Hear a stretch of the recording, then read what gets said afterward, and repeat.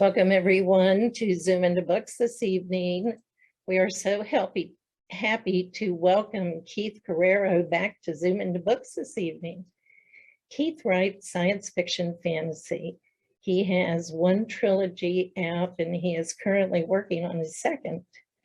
He is with us tonight for a special pre-release reading of his poem, Send the Master Down in Person, Reflections on Adolf Eichmann, in honor of Holocaust Remembrance Day.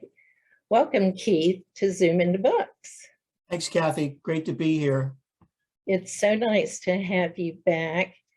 This is a very special day in history for us.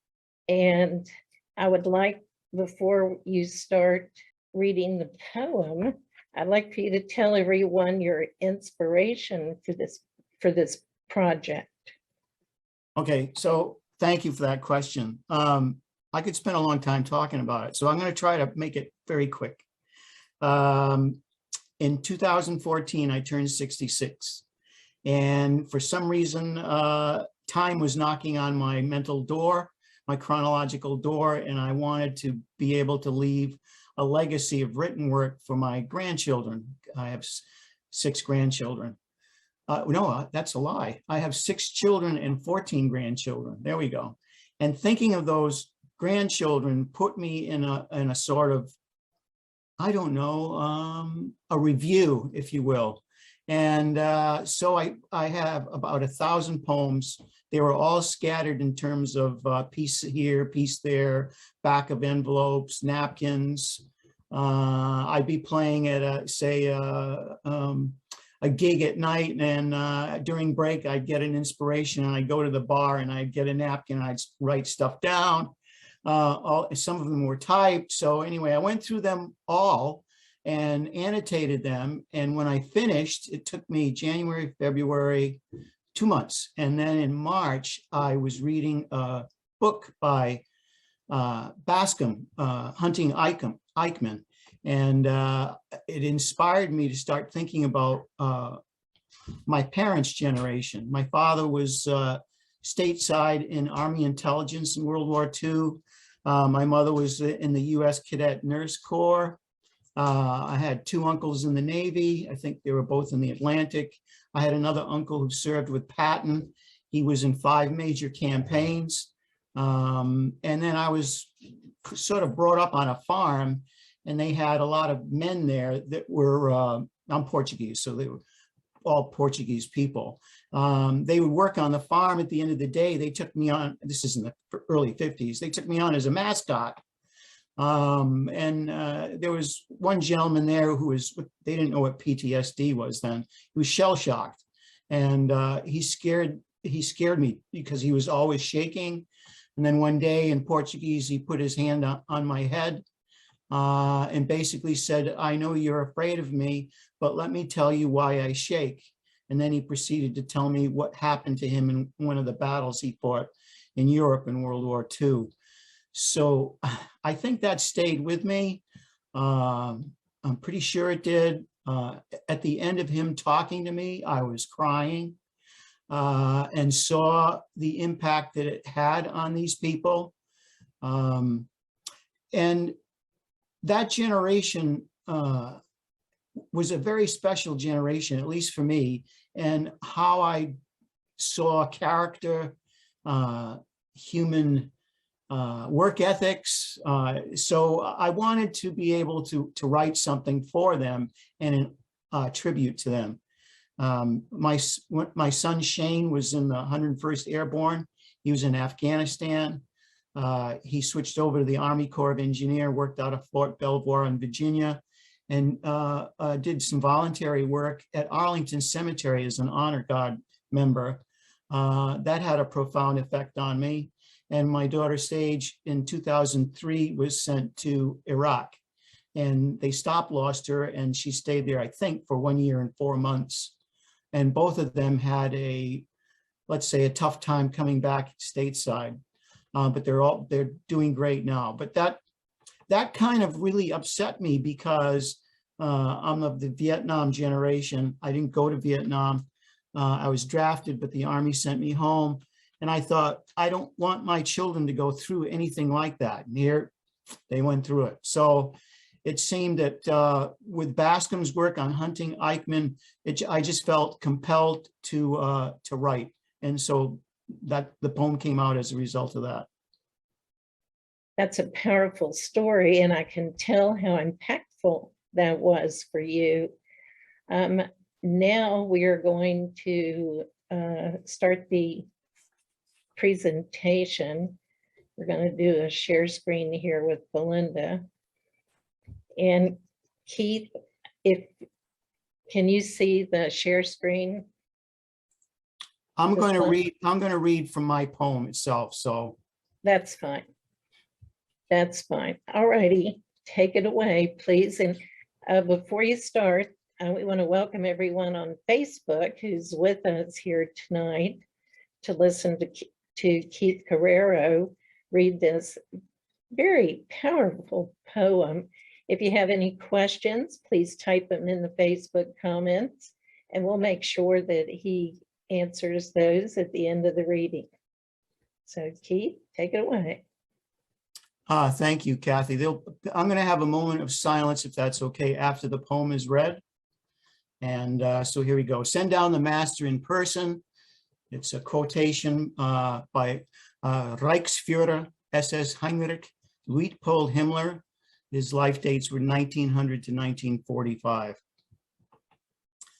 On the 11th of May in 1960, I did not see a nasty Nazi. Heydrich's special expert was not overt in his manner. He was just one minion out of a million like him. I became filled with anger at this mild-looking official, a protection squad parasite, now with no swagger left in his stride. Such foresight to look into the face of his present captivity from the past of his ancient identity. If I could just shout at him, is that a pox on your lips or apocalypse on your mind? And like him, I never could summon such glib phrases on loyal command. His alter ego is captured in San Fernando suburbs of Good Airs, Argentina. No subpoena is needed today for you, Ricardo. Neither another moment nor another tomorrow in freedom is allocated by the Mossad for this self-proclaimed Italian technician born in Bolzano. Brought down onto the ground off of Garibaldi Street, he shrieks like a demon, a wild beast trapped in his own disguise by the methods which he so well played in seeking the demise of whole peoples. Perhaps the spirit of Giuseppe helped. Odd how one wearing the red shirt of the gaucho, who in similar exile to South America a century ago, now finds the former black shirt bearer a fiend filled with self-important machismo, slapped down by the sword of freedom.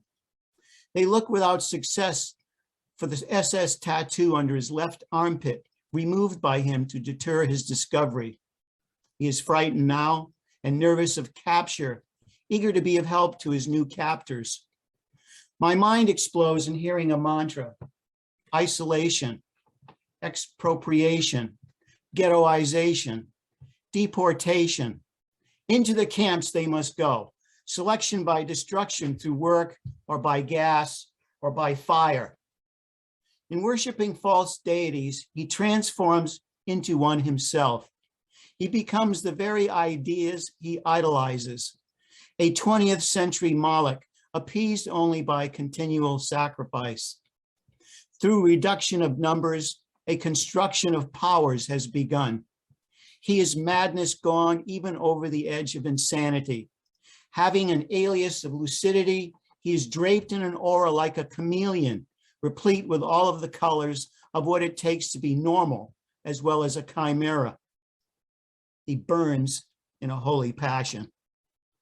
AKA thrice named Otto, he is a vicious version of an Ottoman, a pasha who delights in being a connoisseur of decency.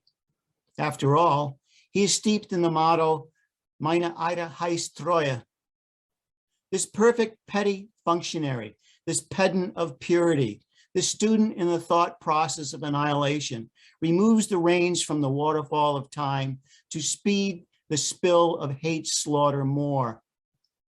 Cascading into its depths, he hears a bell ring when the forces of rue, regret, remorse pay for an act of contrition.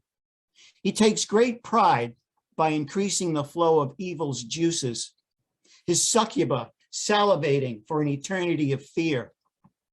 Despite gaining a brief respite from the ignorance of the world, he is penitent only because not all were punished. His indifference to innocence is sheer insolence. A clinician experimenting with a solution of finality, he enjoys, even revels in his research of ruin. It would have tortured him not to do so. Having the same history teacher named Putsch, like his leader, another Adolf, who renewed his reign with a beer hall putsch, were raised in Linz. Revenge for Versailles was a rampant fever in them. Infected by a spiritual spillover, a virulence of propaganda is as a cut hunter to his quarry, while in the process of killing, the taint of disease passes into the blood of the butcher. Life is but protoplasm. No higher law exists except as can be seen in the angstrom of natural selection, a measure upon which we in the thrall and zeal of clinical efficiency can tinker and play with through mass decimation as we mold the mind of a generation. In both our vexation and annexation in pursuing such an Anschluss of anguish, we help unleash a blitzkrieg of bloodletting, the cost of hell becoming a holocaust, a burnt offering to wasted victory. A voyager he became, spreading dogma in a pandemic of murder, a contagion of fanaticism, a mosaic of madness, an ancient enemy of love contained in the virus of loathing, a voyeur of vanity. In wearing the facade of being ordinary while in plain sight, he wages a relentless pursuit over perfection, hanging in the future, yet swaying in the sentence of his presence. He is a hyena reveling over and rolling in a riot of revulsion, all while being conventional, commonplace, without color, hardworking, conscientious, respectful to authority, delivering each unit of life, each important piece of biological material to its proper disposal point is relentlessly pursued, a demented holy grail. It is as though happiness in life is replaced with a deep contentment of meeting deadlines, keeping to on-time scheduling, reaching quotas, while each check mark leads towards achieving Aryan immortality through unchecked human immolation, unregistered immorality. Celebrating the cult of efficiency, untold slaughter is its major intended result. After all, the fat from the slain in liquid incineration sluicing off them into built-in runnels from where they have been placed in their chambers can also be used to stoke the fires in the crematoriums. This skill in the intimate secrecy of bureaucracy is in itself for him an untoward sweetness of pathology. He is and has unfettered access to evil hiding behind the facade of routine. He becomes Pharaoh again without the staff of Moses to scald his conscience. At one point in 1944, as the Allies are ending the reach of the Reich's parochial Lebensraum, in bloated schemes and Nordic dreams, his wife Bera and 3 sons, Klaus, Horst, and Dieter, live in Prague. As in an epilogue to marriage, he maintains 2 paramours on a regular schedule, one a wealthy 30-year-old divorcee, the other a Hungarian count's companion. Without doubt, he is a man of hearty appetites, sensual and fatal alike. How can it be his children do not know who he is? Perhaps it is because he has the genius to look so normal that his spectral blandness belies the heart of an efficient, clever killer. The feelings of such omnipotence serves as a central genuflection. It is savagery shrouded in the midst of the ordinary, redefining culture into an occult worship of the self. While he and his ilk judge others so piteously, they remain in a sociopathic cocoon, a Valhalla of imposed innocence, woven in a tapestry of terror, tainted forever in blood. Yet, he still remains Himmler and Heydrich's monster, their master alchemist, a conjurer, a charmer, a spitting cobra in the guise of an associate speaking kindnesses, a soul eater changing flesh into the dust of defeat, a moksha whose vision of nirvana ripples incessantly before them as a false Jerusalem is descending over their spirits, a modern Nero playing a violin while Berlin burns, a minister of misery, an apostle of agony. He turns what is sacred into sacrilege, an alter ego to Judah, a Judas to Jewry. One brush of his masterpiece makes Patton vomit against a wall at hors d'oeuvre. Strutting proudly throughout the territory of the damned, his facility in programming massacre begets him privilege. His part in the pogroms brings promotion to fill indeed the massive acreage of Eastern Europe, a flush harvest of the dead. Withering around him in stillness are gray ashes floating over the camps, flaking away heaven's strength. They are the end results of viciousness, fueling an agenda wherein a vendetta against virtue is waged and purged. He is a wolf swathed in a lamb's innocence. Fleecing truth is an exercise of those who remain elite, tough, collegial, a regime of the ruthless seeking the ruin of Yehudim. He is an open human sarcophagus whose tongue touches on the remains of his times, licking everything into decay. Those who fall prey to the death's head hunger they so ardently consume generate a veil of being invulnerable to calamity, carrying an immunity within their minds that brooks any impunity brought against them. They wear it as a blistering emblem of a corruption so pure, believing its flawed face will never be seen except in the society they sever away from them so severely. It seems as if they willingly pay for this toll of honor to guilelessly drive on an autobahn of superiority, dwelling in a continual mock religious frenzy, free from fate, cruising unfettered down a highway of hate.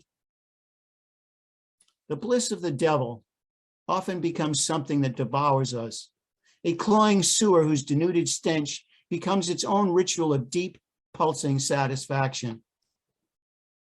It is seething violence, soothing in its silencing of the heart, causing chaos and solving nothing.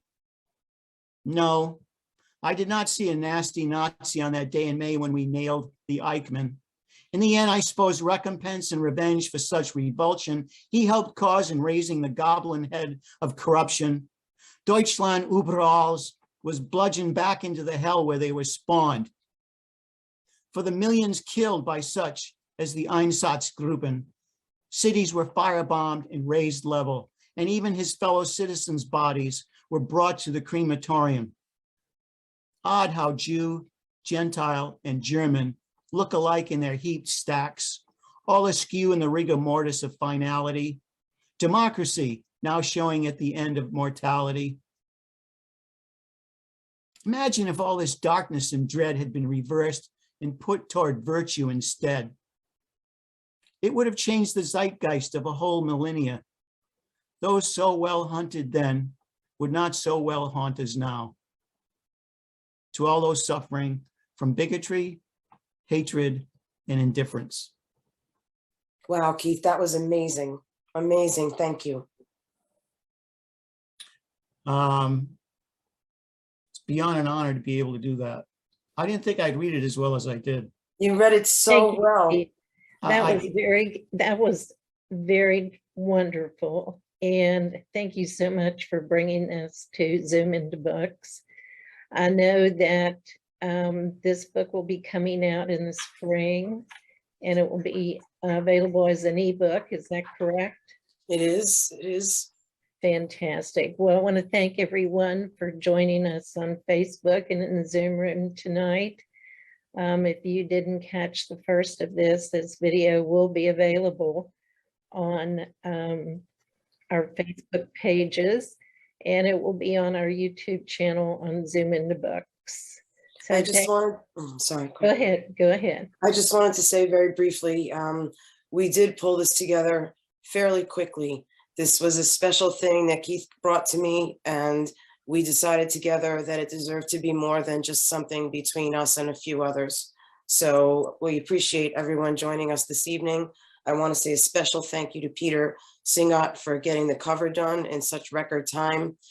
Special thank you to Kathy for hosting Zoom into Books this evening and for letting us sort of reach you with 72 hours notice and saying we'd like to do this by Thursday evening in honor of the holiday. And to my assistant, Alex Weigert, nothing happens without her. She's really the best. So, and Keith, of course, for the time and the energy and the passion that you put into writing this. It's just really something special. Well, thank you, Beth. Beth is the president of Author Connections and does a great job. And watch for this forthcoming book. And thank you so much for being with us this evening. Good night. Good night.